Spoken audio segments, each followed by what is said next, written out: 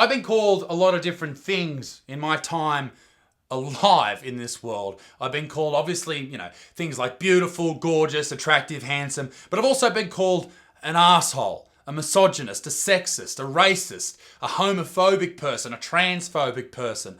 And I've also been called something recently called an MRA, a men's rights activist. And can I just say, out there, and I just want to put this out there and categorically deny that I am a men's rights activist. I am not. And why am I not? Because men have all the rights.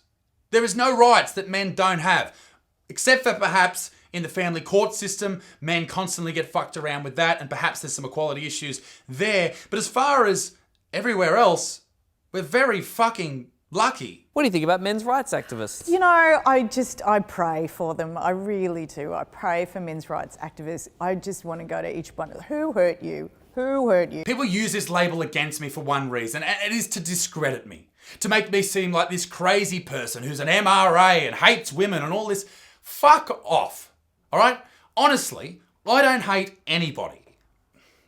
Cyclists, vegans, I fucking know, right? But I really don't. I love everybody and I'm kind to everybody I meet. Like if you meet me in person, I will honestly just say, hello, how are you? Thank you, goodbye. Obviously, all that type of shit. Just a nice, friendly, normal human being.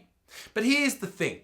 And the reason that they use this to discredit people like me is because it takes away from what we're saying. All of a sudden, the power that I have with my voice is less because apparently I'm this MRA.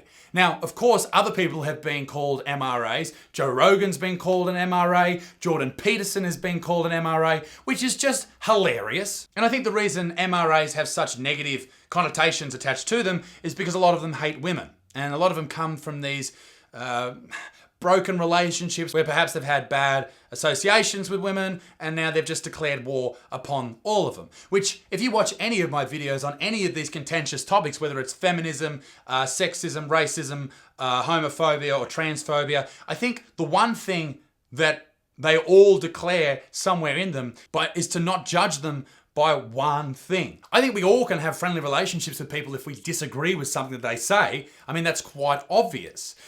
But people who use that to discredit people, it's just so common.